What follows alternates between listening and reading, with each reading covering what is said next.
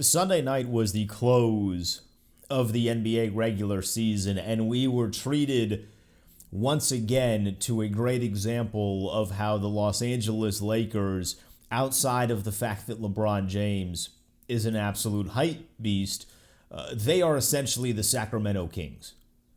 So there was a report that came out after the Lakers' final regular season game from Woj. It was a bit of a Woj bomb, but I don't know if we call Woj bombs when it's somebody losing their job, although theoretically that would be much more of a bomb.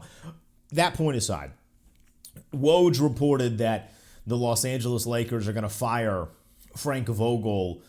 They haven't told him yet, but they're going to fire him tomorrow, which is today being a Monday. And then a reporter asked Frank Vogel about that report, and Frank Vogel sat up there and he delivered lines that I'm sure amongst Laker fans are going to be traveling around the internet and be famous for quite some time, the focal point of a meme. Somebody asked Frank Vogel about that report from Woj, and Frank Vogel's response was, "I ain't been told shit." Which, yeah, that's exactly what the report said. The report literally said, the Lakers are going to fire Frank Vogel, but they haven't told him yet. And then Frank Vogel was like, well, they ain't tell me yet.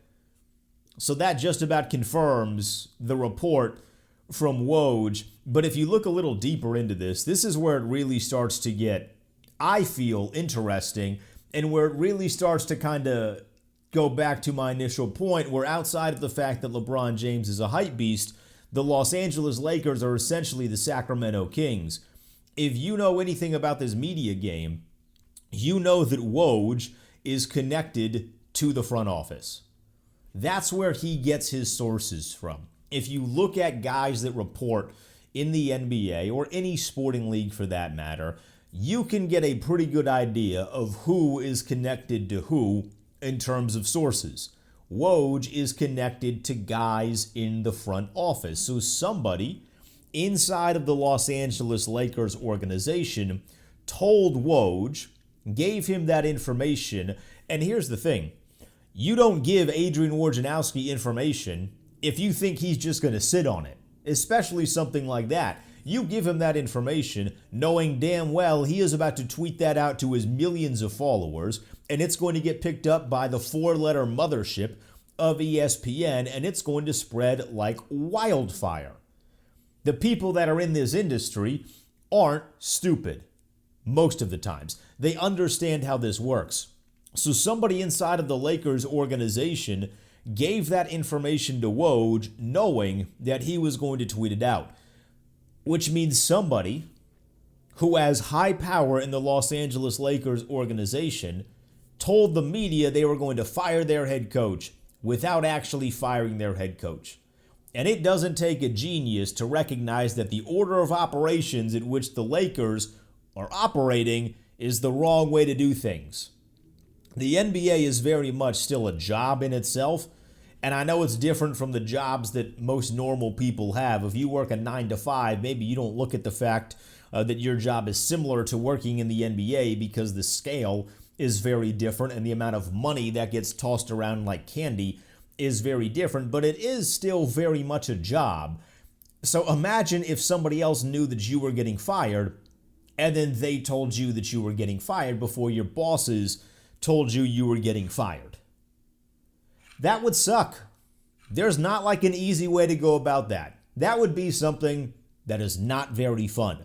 And that's what Frank Vogel had to deal with. The Lakers, for the better part of about 10 to 15 years, have been a horrifically run organization. They are living and dying by LeBron James right now. If LeBron James was not a massive hype beast, the Los Angeles Lakers would be in the position of the Sacramento Kings. And what I mean by LeBron being a massive hype beast, he signed with the Los Angeles Lakers to fulfill a childhood dream of playing for the Lakers. And if you know anything about LeBron, those dots connect very easy. This is a guy that grew up in Akron. Maybe you had heard that. He only hashtags it on just about every single Instagram picture and every single tweet. But he grew up in Akron, and he's a fan of the Yankees, the Dallas Cowboys, and the Duke Blue Devils. So naturally, at some point in his career when he had power, he was going to go play for Los Angeles. And I'm not knocking him for that. He had a plan. He executed his plan. He bought a championship back to Cleveland, which is what he said he was going to do. And then he wanted to do what he actually wanted to do, which is go play for the Lakers, get to Los Angeles, and be able to start his career for life after basketball. I applaud him for doing that. But that's what's keeping the Lakers alive right now. It's not that their organization was built up in a way that was appealing to LeBron James. It wasn't. And that's evidenced by the fact that LeBron James got there, spent a year there, started strong, got hurt, the team completely fell apart, and then LeBron James was like, I want all of these dudes out. I don't want no Lonzo Ball. I don't want no Brandon Ingram. Get rid of Kyle Kuzma. I want all of these dudes out. I want Anthony Davis.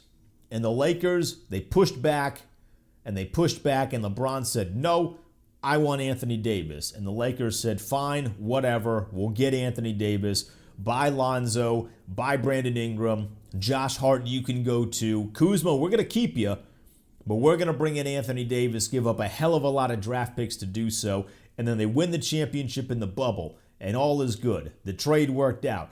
Anthony Davis is awesome.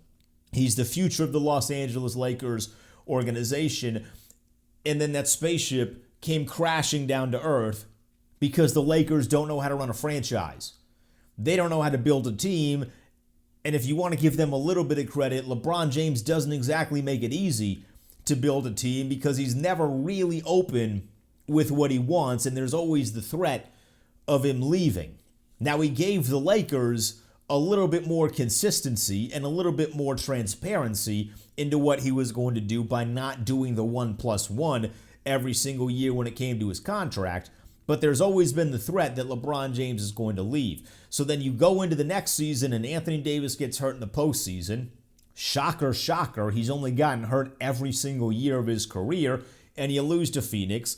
Anthony Davis chirps a lot and says, well, we would have beat Phoenix if I didn't get hurt. Don't get hurt. Solve that problem. And then you come to this year. And this year has been a mess.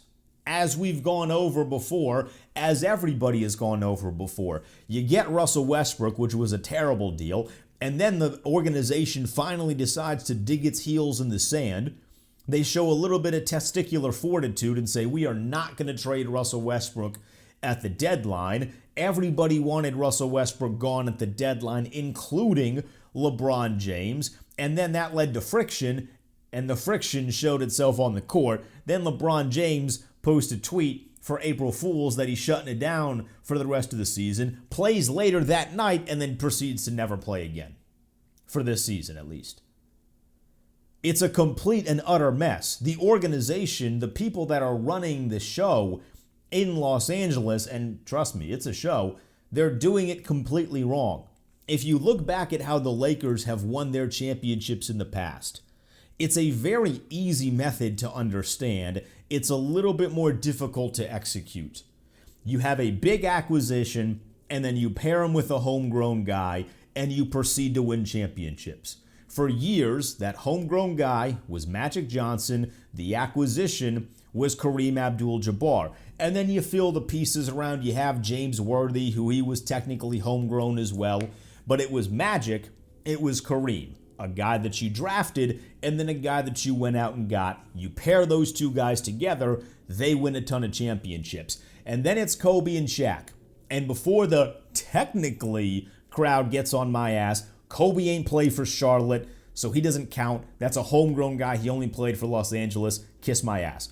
So you get Kobe, you get Shaq, they win championships, then it hits the fan, you get rid of Shaq, you struggle for a little bit as opposed to expectations, you struggle for a little bit with Kobe Bryant, and then you go get another big-time acquisition in the form of Pau Gasol. You get Ron Artest, Meta World Peace, Cheeseburger, Hamburger, whatever the hell his name is now. You get Ron Artest. You have Andrew Bynum there, who you kind of groomed to be a next homegrown star, and it doesn't really work.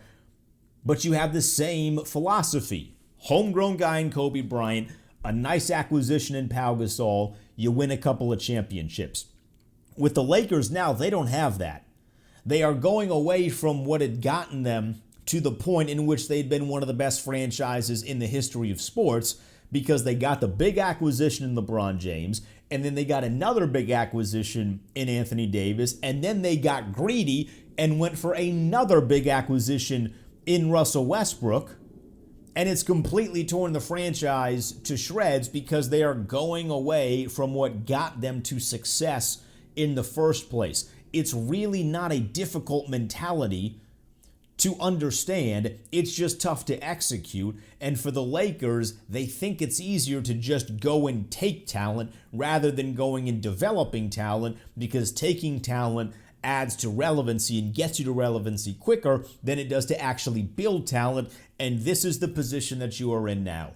Anthony Davis continuously gets hurt. Russell Westbrook is the wrong guy to have at your franchise right now. You gave up Kyle Kuzma, and I'm not saying Kyle Kuzma was going to be the next great Laker, but he's playing pretty well here in D.C. He would have been a nice guy to have given the circumstances that Los Angeles went through this season. You gave him away because you got greedy for another superstar, and you gave up all your draft picks.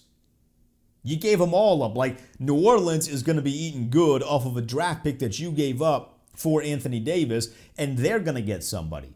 So maybe you can start the early sweepstakes for Zion Williamson or whoever is next in terms of a big superstar that's going to want out of their current spot, their current situation. I mean, call up Donovan Mitchell if the Jazz fall on their face this postseason yet again, and you can do this whole process all over again. But hopefully you're understanding that they're going away from what got them championships and success in the first place, and until they go back to that mentality, until they go back to what got them to where they are now to begin with, as to why we recognize them as one of the great organizations, they're going to continuously have this problem. It's going to be a cycle, a consistent cycle of failure, just like we've seen for the past 20 years with the Sacramento Kings.